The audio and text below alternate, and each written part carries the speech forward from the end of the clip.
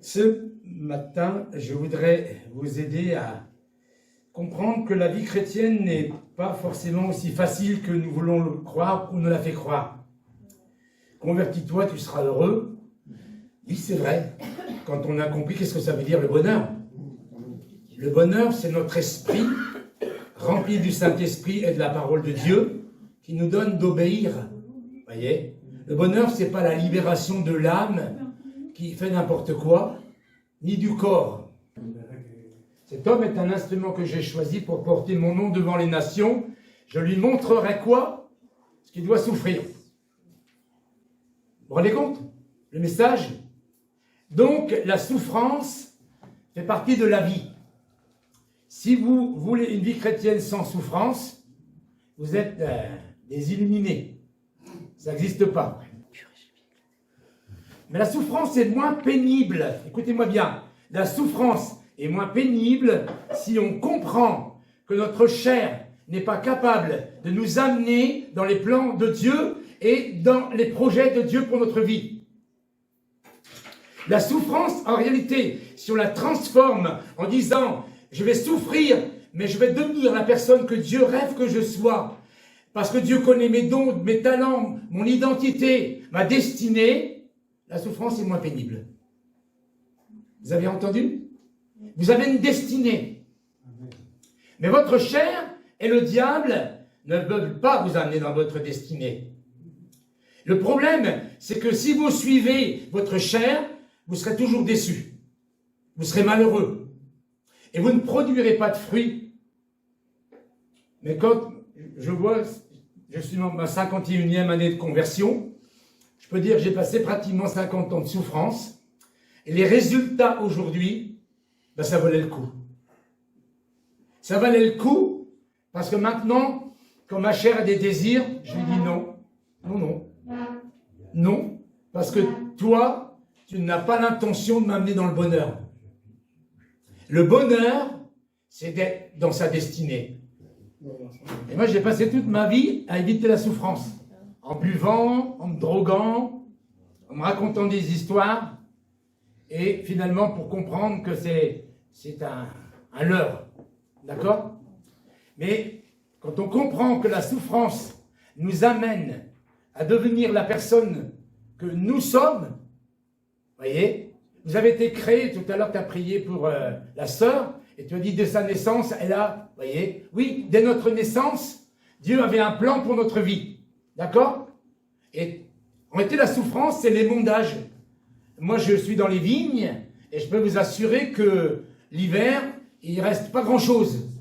Les belles vignes qu'on voit en train de pousser, l'hiver, il n'y a plus rien. Il n'y a plus qu'un morceau de bois. Hein? On a l'impression qu'ils ont en train de tout enlever. C'est l'émondage et c'est la souffrance.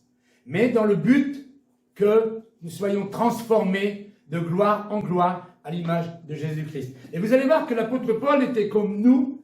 Il avait aussi des illusions. Et pourtant, on a même l'impression, dans ce qu'on va lire, qu'il se vante dans Acte 20, verset 22.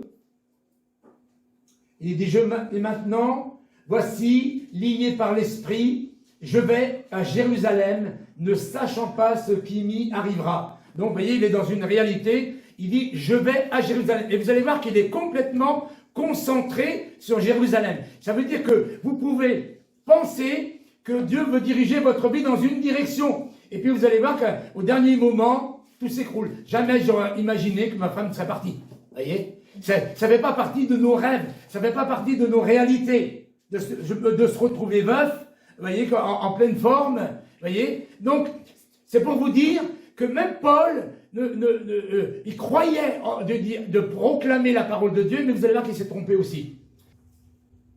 Seulement de ville en ville, l'Esprit Saint m'avertit que des liens et des tribulations m'attendent. Reste là pour montrer, vous voyez, l'Esprit Saint m'avertit de ville en ville. Ça veut dire qu'il ne l'avertit pas à l'avance. Et des fois, j'ai dit, Seigneur, pourquoi tu ne m'as pas donné tout le programme? Il dit, bah, tu n'aurais pas signé. Et on a, vous voyez, même l'apôtre Paul, cet homme extraordinaire qui a écrit un tiers du Nouveau Testament, il ne savait pas du tout de ville en ville où il allait. Et à force de penser, il s'imaginait que Dieu le voulait à Jérusalem. Hein? Imaginez, vous êtes ici, et vous dites, ça y est, je suis embauché dans l'école, je suis... Hein? Ben, c'est ce qui est arrivé à Philippe. Il arrive en Samarie, hein? Il y a un réveil, il y a une grande église, tout ça. Et puis Dieu envoie des apôtres de Jérusalem, et puis il lui dit, maintenant ton temps est fini, toi. Toi, tu t'en vas sur le chemin de Gaza. Tout seul. Vous voyez, vous avez du succès, vous avez de la gloire, vous avez tout. Moi, dans les années 90, j'étais à Bercy, j'ai eu le réveil au Tchad, j'ai eu des années extraordinaires. Et les années 2000, plouf, plouf, plouf, plus rien. Pas une seule conversion où j'habite. J'ai jamais vu ça. Mais jamais j'aurais imaginé, moi, arriver ici. Je disais aux gens, ceux qui vont dans le sud, c'est conduit par le soleil, c'est pas conduit par le Saint-Esprit. Quand le Seigneur m'a dit, tu vas dans le sud, je ne savais plus quoi dire à personne. Hein. Ils m'ont dit, qu'est-ce qu'il raconte celui-là? Vous voyez? Donc c'est pour vous dire que vous ne faites pas des plans sur la comète. Soyez disponibles. Oui, dites, je vais habiter là, je vais faire ça, je vais faire ça. Mais si Dieu le veut, j'irai au Groenland. À l'autre d'y penser, ma propre vie ne me compte pas, je n'y attache aucun prix. Ce qui m'importe, c'est d'aller là jusqu'au bout de ma course et de mener à bien la mission que le Seigneur m'a confiée. Et la fin, c'est proclamer l'évangile de la grâce de Dieu. C'est beau, hein? C'est-à-dire, en 2 mots, il dit, je m'en fous de moi. Ce que je veux, c'est être sur la terre pour faire ce que Dieu me demande de faire, proclamer l'évangile de la grâce. Et même à un moment, il dira, hein, je désire m'en aller, mais à cause de vous, Dieu me demande de rester. C'est ça, une vie qui ne nous appartient pas. Quand vous êtes descendu dans les eaux du baptême, vous êtes mort à vous-même. Votre vie ne vous appartient plus. Acte 21, verset 13, il dit, je suis prêt. Non seulement, écoutez bien, vous voyez la profession de foi, je suis prêt non seulement à être lié, mais encore à mourir à Jérusalem. À Jérusalem. Il ne dit pas à Rome. C'est drôle hein, quand même. Hein. Vous voyez, on a l'impression que c'est héroïque. Mais c'est quand même Jérusalem. C'est pas Rome. Rome, c'est l'enfer. Rome, c'est là qu'on met les chrétiens dans les arènes et qu'on les fait manger par les lions.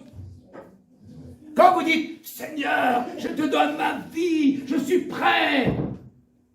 Tu vas voir que tu n'es pas si prêt que ça. Je suis prêt à être lié, je suis prêt à aller en prison, je suis prêt à mourir à Jérusalem. Jamais les chrétiens des siècles passés où les huguenots ne pensaient, jamais notre sœur qui a été enfermée dans la tour de Constance ne pensait rester toutes ces années. Et vous savez pourquoi elle est restée? Parce que Dieu lui a dit, tu es missionnaire ici pour toutes les femmes qui vont venir, parce que toutes les femmes, si elles signaient, elles sortaient tout de suite. Je renonce à ma foi, elle sortait. Et elle a dit résister. Elle a écrit avec ses ongles dans la pierre. Son ministère. Mais vous imaginez cette femme dans son lit de mariage, enlevée pour rester 38 ans. Mais elle n'aurait pas signé si elle l'avait su. Et je suis certain que tous les héros sont des gens qui ont appris au jour le jour leur destinée. Amen. Et si je vous dis ça, c'est parce que nous ne savons pas quel temps nous sommes. Nous ne savons pas les choses qui se passent. Il se peut que nous vivions merveilleusement bien jusqu'à la fin, mais il se peut que nous passions par une persécution. Soyez prêts à faire ce que Dieu veut, parce que la volonté de Dieu est bonne, agréable et parfaite. Amen. Amen. Ils écoutèrent jusqu'à cette parole, mais alors ils élevèrent la voix, disant, ôte de la terre un pareil homme, il n'est pas digne de vie. Vous vous rendez compte? Vous consacrez votre vie pour le bien. Vous êtes des généreux, vous êtes des donateurs. Hein? Vous quittez votre pays pour venir dans un pays hostile. Et on vous dit, vous n'êtes pas digne de vivre. Hôte de la terre. Vous vous rendez compte comment il est reçu? C'est pas facile, hein? Il faut être libéré de la frustration, il faut être libéré de tout. Seigneur, donne-moi vraiment cette force d'être traité de mauvais alors que ce n'est pas vrai. Quand j'ai acheté ma maison, il m'a dit, je te donne une maison, quelqu'un m'a payé les fonds propres, cette personne après m'a créé des problèmes partout, fermé toutes les portes de la Suisse, je vis avec des dons, toutes les portes se sont fermées. Et mon cousin m'a dit, tu dois pas du tout parler de ça, parce que c'est comme si tu montais qu'un sac de plumes au 20e étage, puis toutes les plumes se répandent, et tu veux reprendre chaque plume. Chaque fois que tu voudras te justifier. C'était en 1987, aujourd'hui encore, il y a des gens qui pensent que je suis un escroc. Donc vous avez vu, jusqu'à présent, c'est un temps difficile. Et là, donc acte 3, verset 11. La nuit suivante, écoutez, ça c'est beau, hein. D'un côté la persécution, et de l'autre côté le Seigneur. Et il va avoir 2 fois un ange, jusqu'à temps qu'il arrive à Rome, et une fois Jésus. Pourquoi? Parce que quand c'est tellement difficile, les gens disent « envoie un ange, envoie-nous un ange ». Mais ça veut dire que si il t'envoie un ange, c'est que tu vas passer par des temps très difficiles. Alors il faut mieux qu'il ne t'envoie pas d'ange, et que tu passes par des temps moins difficiles. Quand il y a un ange qui vient, ou Jésus en personne, c'est que les temps vont être très difficiles. La nuit suivante, donc après qu'il a entendu cet homme ne mérite pas de vivre, peut-être que ça vous fait rien, mais lui, ça a dû le... Nous pensons que c'était un surhomme. Non, c'était un petit homme. Un petit rabougri de rien du tout. Voyez? Et il avait besoin de tendresse, de gentillesse. Cet homme ne mérite pas de vivre. Mais Jésus envoie un ange. La nuit suivante, le Seigneur apparut à Paul. Voilà, voyez? Il lui dit, prends courage, car de même que tu as rendu témoignage de moi dans Jérusalem, il faut aussi que tu rendes témoignage de moi dans Rome. Voyez? Ça veut dire, quand vous passez par des temps extrêmement difficiles, c'est qu'il y a un changement de direction. Amen. Et moi, quand mon temps était fini à Clermont-Ferrand, j'ai tout perdu. J'ai perdu mon église, j'ai perdu ma maison, j'ai perdu tout. Je me suis retrouvé en Creuse, près de la souterraine. Et c'est là que Dieu m'a dit, tu iras dans le sud. Et c'est pour ça que je suis ici, parce que je suis passé par la Creuse. Dieu parle dans les moments les plus difficiles de ta vie. Des moments où tu ne t'y attends plus, des moments où tu ne sais plus où tu en es. Dieu le permet. Donc si tu passes par des moments extrêmement difficiles, n'aie pas peur de dire, moi je suis fatigué de ce christianisme pourri, où tout le monde fait croire que tout le monde il est beau, tout le monde est gentil, tout va bien.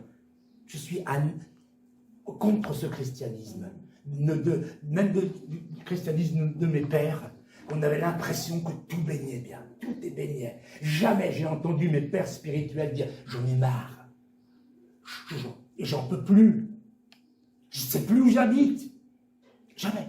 Jamais. Mais moi, vous m'entendrez le vous dire. Changement de direction. Mon petit Paul, tu t'es vu à Jérusalem. Non, c'est pas à Jérusalem. Mon petit Paul, tout le monde te hait, tout le monde veut que tu meurs. Ben, je vais t'annoncer une nouvelle. Tu vas aller à Rome. Tu vas aller à Rome. Je ne sais pas si vous imaginez, quand il a entendu ça, après tout ce qu'il avait entendu, si ce n'était pas venu de la part du Seigneur lui-même, il aurait dit, c'est pas possible, c'est pas possible.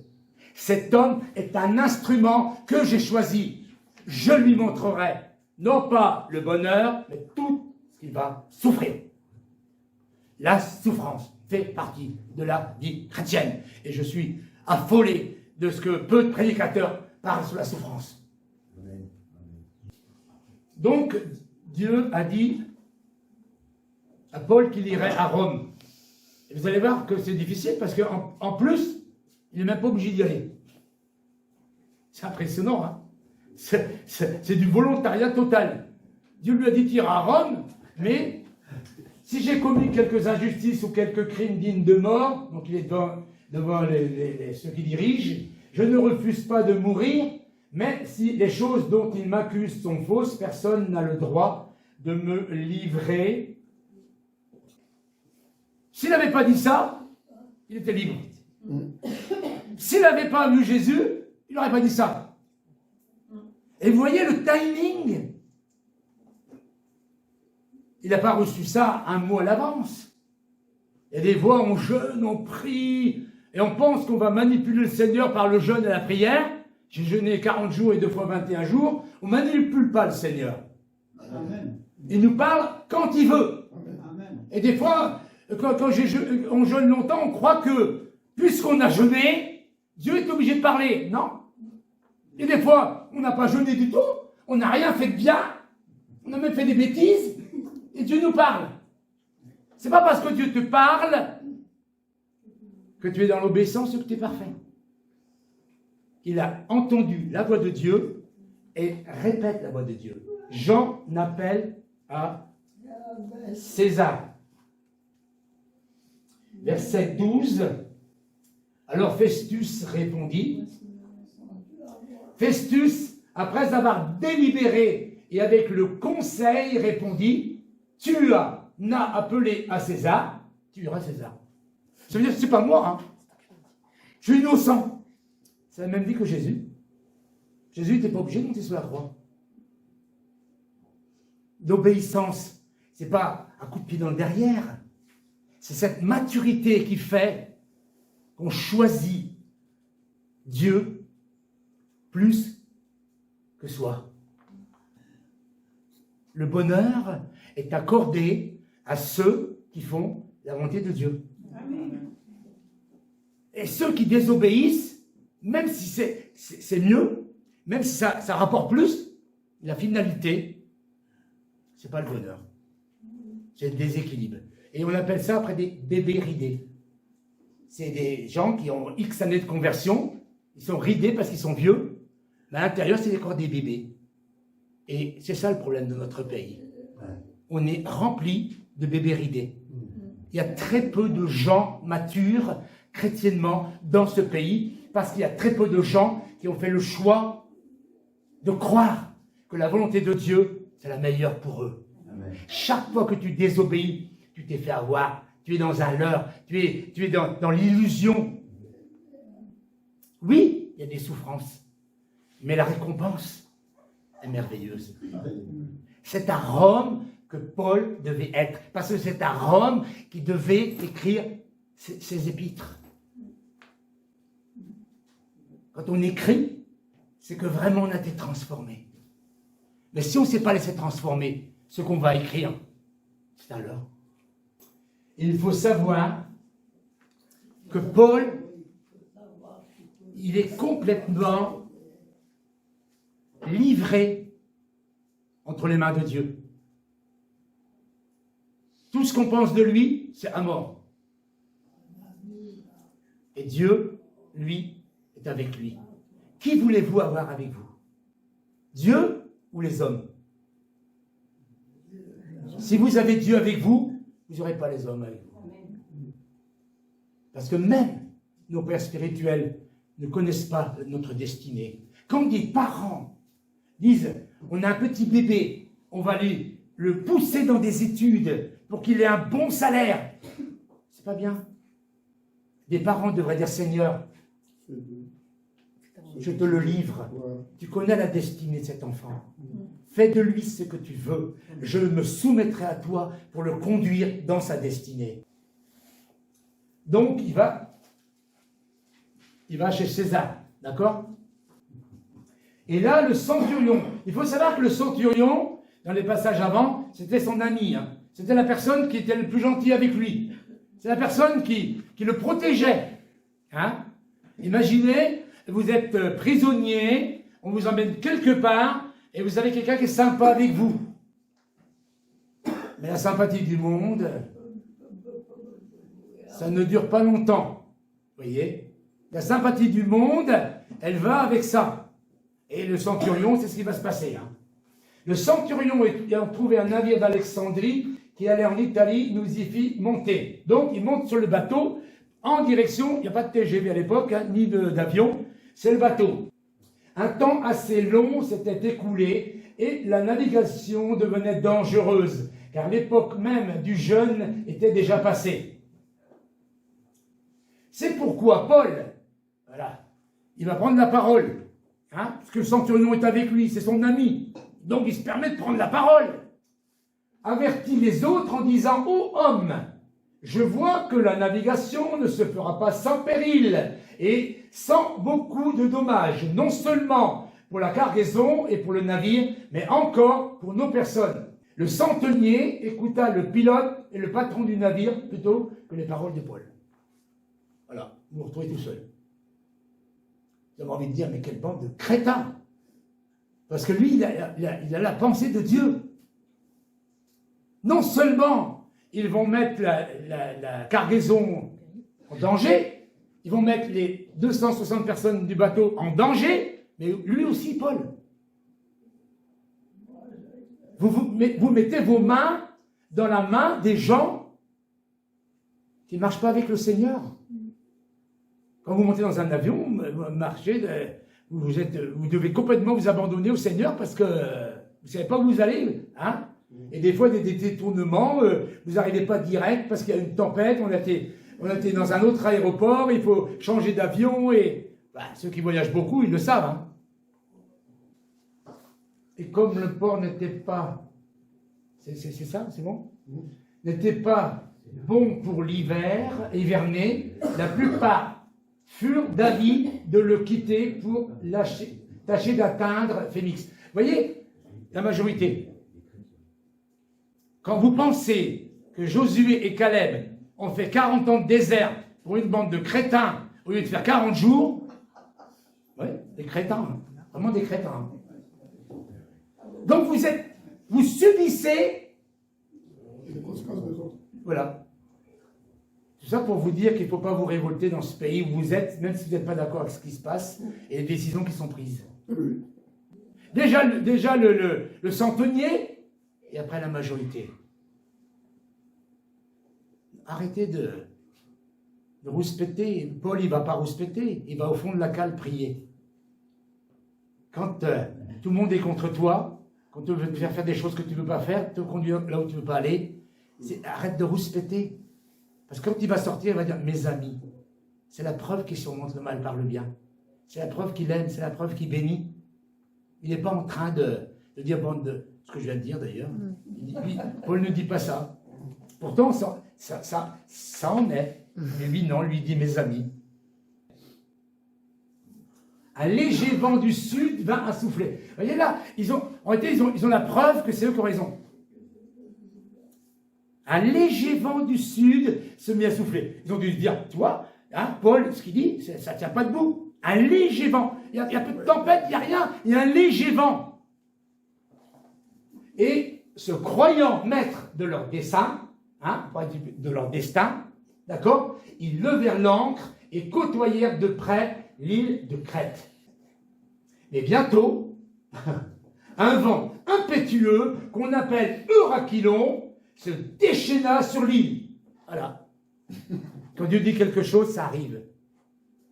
Le diable te dit, mais non, mais tout va bien, mais regarde, c'est beau, c'est de l'autoroute. Étroit est le chemin. Large et spacieux, le chemin qui mène à la perdition. Il faut faire très attention. Le navire fut entraîné sans pouvoir lutter contre le vent et nous nous laissâmes aller à la dérive. Nous passâmes au-dessous d'une petite île nommée Clauda et nous eûmes de la peine à nous rendre maîtres de la chaloupe. Après l'avoir hissée, on se servit des moyens de secours pour ceindre le navire et dans la crainte de tomber sur la Syrte, on abaissa les voiles. C'est ainsi qu'on se laissa emporter par le vent. Voilà. Vous vivez dans un pays, vous vivez dans une région et vous êtes dépendant des gens qui dirigent ce pays et cette région. Quand un pays, la personne qui dirige change carrément le nom du pays, n'est-ce pas Claude? Carrément le nom du pays et met le nom qui ça lui plaît. C'est très difficile de dire Seigneur, tu vas nous sortir de là, toi. Et c'est pas nous avec les armes, c'est pas nous avec les poings, c'est pas nous avec la bouche. Notre travail, mes amis, n'est pas dans les manifestations, notre travail est dans la prière. Amen. C'est là que nous allons changer les circonstances. Comme nous étions violemment battus par la tempête, le lendemain on jeta la cargaison à la mer. Le 3e jour, nous y lançâmes de nos propres mains les agrès du navire.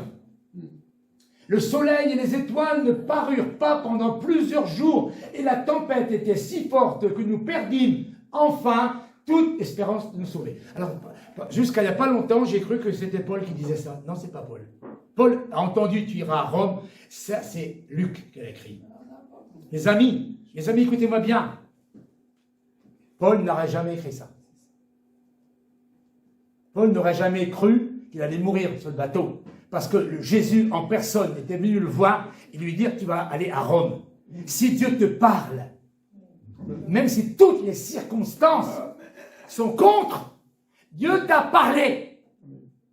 Même si tout le monde est contre toi, même si tout le monde veut te tuer, même si autour de toi, ta propre famille est contre toi, reste sur ce que Dieu t'a dit.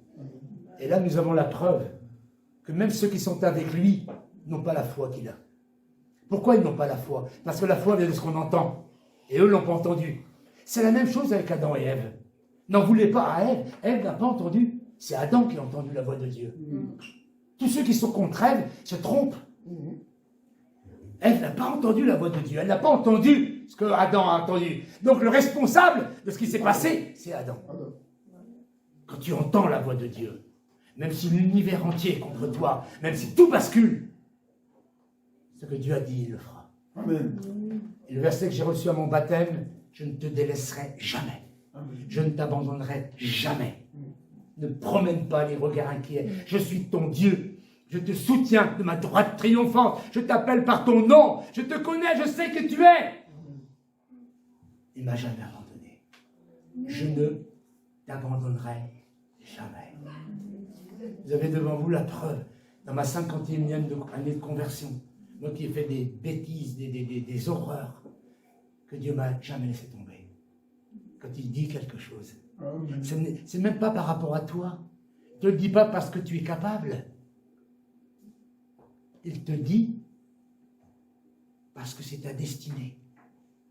Je ne t'abandonnerai pas, dit ton Dieu. Je suis dans ta destinée. Et si toi tu lâches ta destinée. Et tu vas devenir une personne âgée avant l'âge. Moi, j'aime beaucoup mon frère, 93 ans, ces jours-ci, qui nous encourage, qui fait des prières avec son cœur. C'est beau d'avoir des aînés qui sont des modèles pour nous. On n'avait pas mangé depuis longtemps, alors Paul, se tenant au milieu d'eux, leur dit: ô homme, il fallait m'écouter et ne pas partir de Crète afin d'éviter ce péril, ce dommage. Continue. Maintenant, je vous exhorte à prendre courage, car, vous voyez, vous vous rendez compte, surmonter le mal par le bien. Vous vous rendez compte? Il aurait pu dire, avant il aurait pu dire, comme Joseph, hein. Joseph aurait pu dire, ah, petit canaillou, là, hein, vous m'avez vendu. Et lui aurait pu dire aussi, hein, rira bien qui rira le dernier.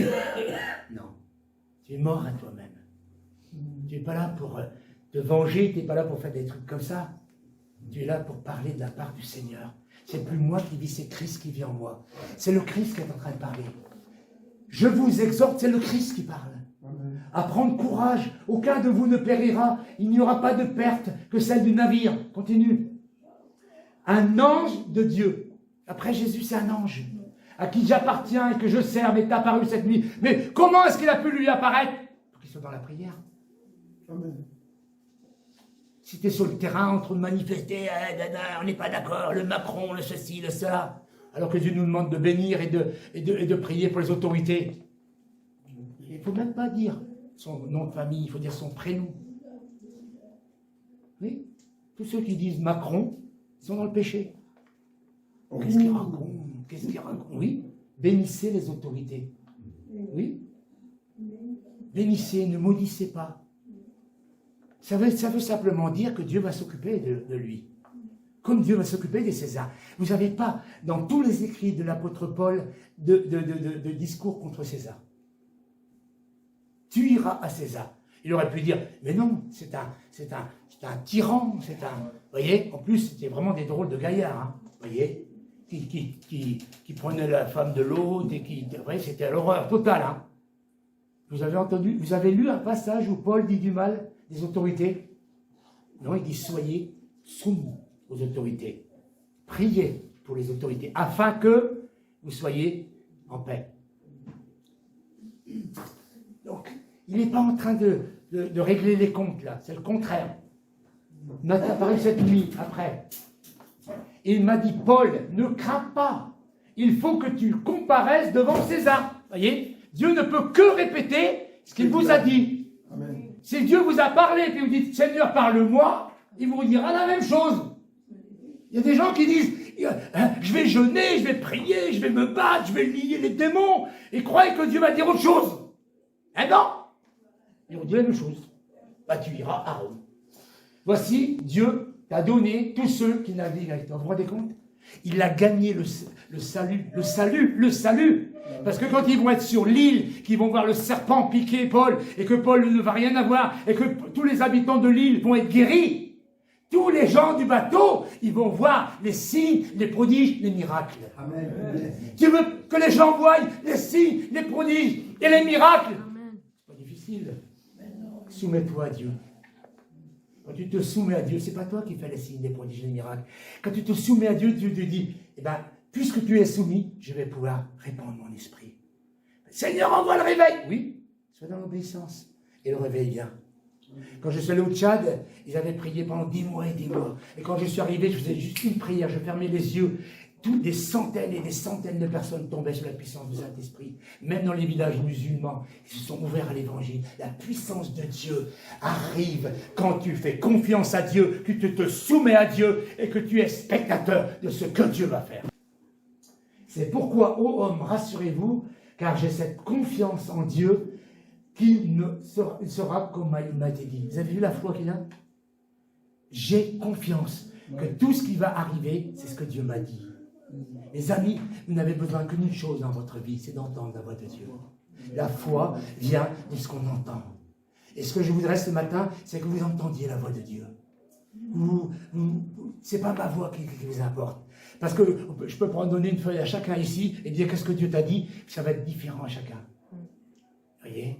Mais s'il vous plaît, soyez à l'écoute de Dieu. Recevez un message de Dieu. Parce que quand Dieu va vous parler, le diable, il n'aura plus aucun droit, aucune puissance, aucune crainte sur votre vie. Mais nous devons échouer sur une île. Vous voyez, il y a un mais. Mais puisque vous n'avez pas écouté, puisque vous n'avez pas fait ce qu'il faut, nous allons avoir un petit rallonge. 3 mois de rallonge. Les amis, c'est pratiquement la dernière chose que je voudrais vous dire. Et quand vous donnez votre vie au Seigneur, devenez patient. Vous savez pourquoi? Parce que le temps de Dieu et le nôtre n'est pas le même. Vous savez, le temps, c'est une donnée humaine. Vous tombez dans le coma, vous pouvez tomber dans le coma 10 ans, vous croyez que vous êtes tombé dans le coma 1 heure. Oui. Et je peux vous dire que je sais de quoi je parle, parce que dans la drogue, c'est la même chose. J'ai quitté mon corps, j'ai fait des trucs pas possibles, et je croyais qu'il s'était passé 1 heure dans une double dose du LSD, il se passait 24 heures. Le temps n'existe pas dans la volonté de Dieu. Jésus revient bientôt. Prenez le dictionnaire, regardez le mot bientôt, ça n'a rien à voir avec 2000 ans. Et c'est notre problème, c'est le temps. Et c'est là que Satan travaille. Satan sait que votre chair ne supporte pas le temps. Et vous savez, 1 Corinthiens 13, vous savez la première chose qu'il dit? L'amour est patient. Avant, l'amour est bon, supporte tout, croit tout, espère tout, ne s'irrite pas. L'amour est patient. C'est la denrée la plus difficile sur la terre, la patience. Mais il faut que la patience accomplisse son œuvre, afin que vous soyez parfaits et accomplis sans faillir en rien. Un homme patient est un homme parfait. Alléluia. Et Paul était l'homme de Dieu, pas parce qu'il était meilleur que vous, mais parce qu'il était devenu patient. Alors que vous avez vu sa vie avant, quand il s'appelait Saul de Tarse, c'était un grand nerveux. Hein? qui pillait les églises, qui emmenait les chrétiens et tout ça. Les amis, si Dieu a fait ça dans la vie de Paul, il peut la faire dans la vie de chacun d'entre vous. Vous êtes des Paul. D'accord? Moi, j'ai été recherché par Interpol, mais c'est pas le même. C'est drôle de dire que j'ai été recherché par Interpol. Hein. Mais, devenez patient. Passez du temps dans la prière. C'est pas du temps perdu. Tout le temps que vous passez dans la prière, tous les repas que vous sautez et que vous le passez dans la prière, ça ne veut pas dire à genoux, vous pouvez le faire en marchant, vous voyez, en regardant les fleurs. C'est magnifique la nature en ce moment, en écoutant les oiseaux. Il y a une chose que vous devez dire, Seigneur, parle-moi. Je veux entendre ta voix. Parce que quand tu entends sa voix, tu as tout compris. Si Paul n'avait pas entendu, tu iras à César, il n'aurait jamais supporté toutes ces choses. Sur le bateau, il se serait énervé. Il se serait révolté. Et quand il était devant Festus, tout ça, hein, il aurait peut-être même acquitté. Et quand tu entends la voix de Dieu, il peut se passer toutes les tempêtes possibles et inimaginables. Regardez, je viens de perdre mon épouse, et je devrais être dans un autre état. Mais Dieu m'a montré que c'était sa place. Elle est heureuse, dans la présence de Dieu. Et moi, j'ai un nouveau commencement, une nouvelle vie, une nouvelle dimension. Au début, je ne l'acceptais pas. Je ne voyais que ce que j'avais perdu. Mais c'est parce que j'ai perdu qu'il faut que je trouve. Parce que ce que j'ai perdu par rapport à ce que je vais trouver, c'est rien. Je vais trouver beaucoup plus. Les amis, l'avenir est votre ami. Que Dieu vous bénisse. Amen. Que Dieu vous bénisse.